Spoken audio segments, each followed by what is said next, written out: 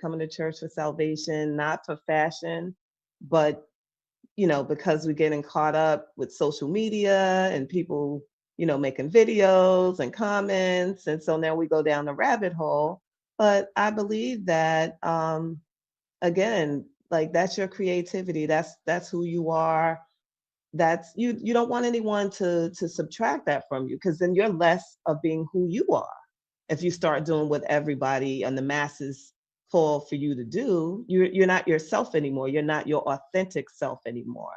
So I believe that he's going to stand 10 toes down, right, as what he's been doing, and he's not going to change anything. That's just who he is.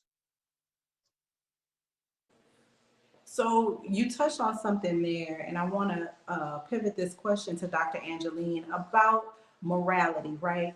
There's a lot of talk about, oh, if you that's amoral. You can see her, even the illusion shows that they have no morality. Is this about morality and making choices that lead into your morality, or is this about optics and just about being what people see, right? And is this really about putting on a facade for other people so that they can believe you are who you say you are? I think for Jamal Bryant, it's both.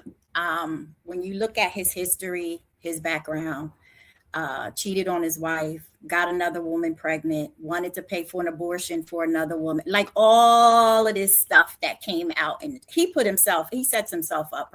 I think it's for attention. Personally, he put himself in these positions, and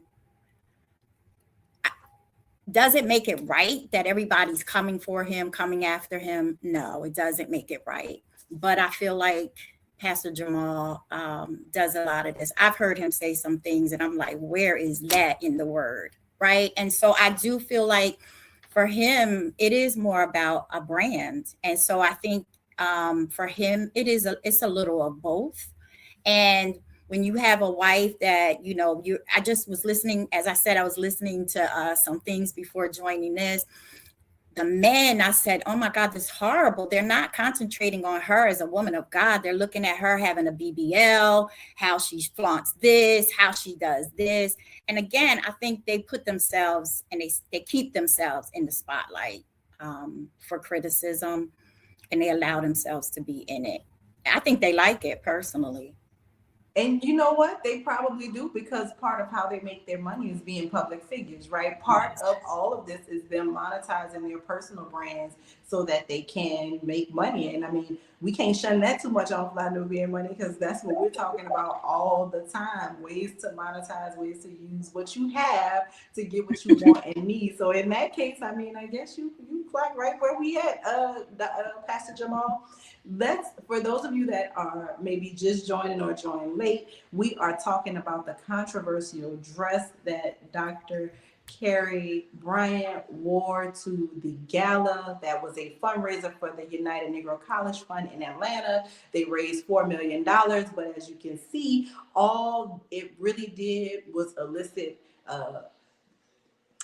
I won't say complaints. It elicited criticism for Dr. Carey, who was compared to a $2 hoe for wearing a dress that is a nude illusion dress